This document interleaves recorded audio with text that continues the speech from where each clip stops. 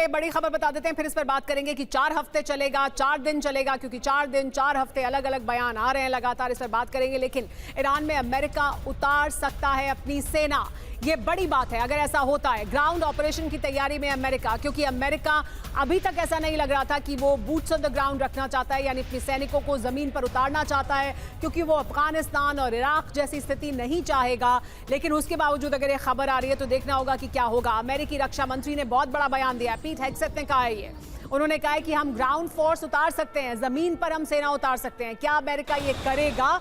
क्योंकि अमेरिका जिस तरह से अफगानिस्तान से बाहर निकला था, उसके बाद क्या डोनाल्ड ट्रंप ये करेंगे? क्या जमीन पर उतारेंगे अपनी सेना को? हालांकि पीट हेग्सेथ ये कह रहे हैं, रक्षा मंत्री ने बयान दिया है और ये बड़ा बयान है। अगर ये होता है तो ये बड़ा बयान होगा। कार्तिक काले जी, क्या अमेरिका ये करेगा? पीट हेग्सेथ ये कह रहे हैं, लेकिन अभी तक तो ऐसा नहीं लग रहा था। क्या ये गुंजाइश है, ये हो सकता है? देखिए, हो तो कुछ भी सकता है Sumera, but the problem is कि इसको करने के लिए डोनाल्ड ट्रंप को बहुत बड़ा रिस्क लेना पड़ेगा।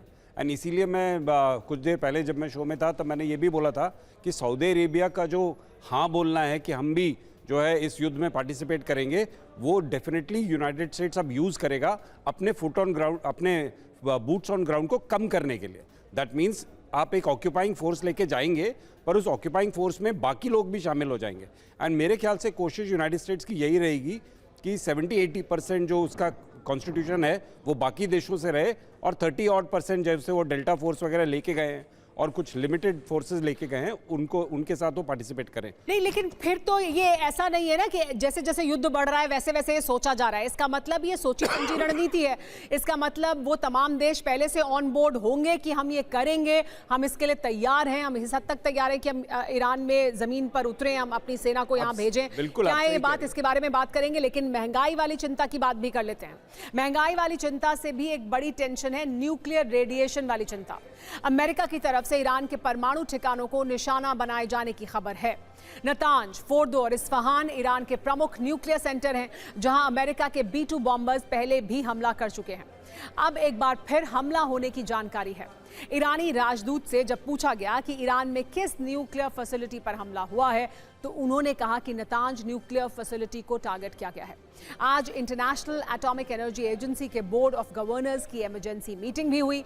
इस मीटिंग में अमेरिका और इजरायली हमलों पर चर्चा की गई। इस मीटिंग का अनुरोध रूस ने किया था। ईरान के परमाणु ठिकानों पर हमलों को लेकर रेडिएशन वाली चिंता IAEA भी जता रहा है। ईरान ने यह माना है कि परमाणु साइट पर हमला हुआ है। वहीं IAEA ईरान के हालात को चिंताजनक बता रहा है। IAEA चीफ ग्रोसी ने कहा है कि ईरान में रेडिएशन की आशंका से इनकार नहीं किया जा सकता है। ईरान ने परमाणु ठिकानों पर हुए हमलों को लेकर IAEA को जानकारी दे दी है। जब IAEA ईरानी परमाणु ठिकानों पर नजर रख रहा है, लेकिन यह खतरा सिर्फ ईरान तक सीमित नहीं है। दूसरे देशों के एटमी प्लांट को खतरा होने की बात भी IAEA ने कही है।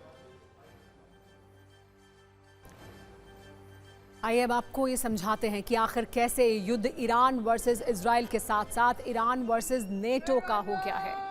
इसकी वजह है ईरान का वो हमला जो उसने साइप्रस पर किया है।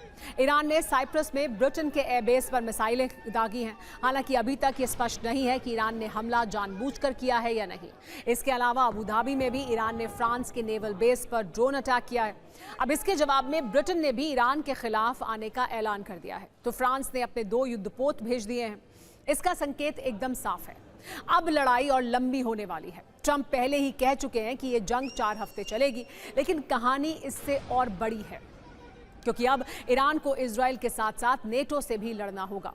अमेरिका से उसकी जंग पहले ही जारी है, लेकिन अब फ्रांस, जर्मनी और ब्रिटेन भी ईरान के विरुद्ध युद्ध लड़ने आ रहे हैं। माना जा रहा है कि ईरान पर अब तीनों देश मिलकर हमला कर सकते हैं।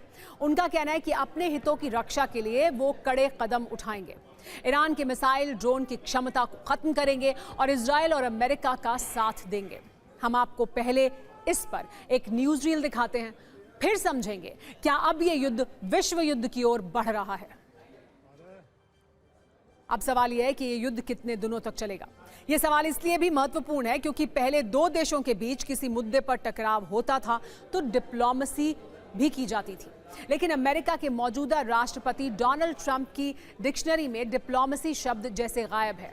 उसकी जगह दबंगई ने ले ली है, यानी जहां धमका कर काम बन सकता हो वहां धमका दो, जहां टैरिफ से बात बनती हो वहां टैरिफ लगा दो, जहां किसी देश के राष्ट्रपति का अपहरण करना हो वहां अपहरण कर लो, और इससे भी आगे जब किसी देश के सबसे बड़े नेता को मारना पड़े तो मार दो, फिर उसे प्रीएम्प्टिव अटैक का नाम दे दो। सवाल यह है कि क्या अमेरिकी राष्ट्रपति ट्रंप की भाषा में यही डिप्लोमेसी है? ईरान और वेनेजुएला के मामले में डोनाल्ड ट्रंप ने यही किया। दोनों ही मामलों में राष्ट्रपति ट्रंप का एक्शन दादागिरी की श्रेणी में आता है। इस बात से इनकार नहीं किया जा सकता कि ईरान में अली खामेनी को लेकर असंतोष की आवाजें रही हैं। जनता उनसे निराश और नाराज थी, लेकिन खामेनी को हटाना, ईरान को बदलना और यहां लोकतंत्र स्थापित करना वहां की जनता की जिम्मेदारी थी। अमेरिका उनके प्रति सहानुभूति रख सकता है, वैश्विक मंचों पर ईरान को कटघरे में खड़ा कर सकता है, लेकिन इस तरह के हमलों और हत्याओं को कतई जायज नहीं ठहरा सकता।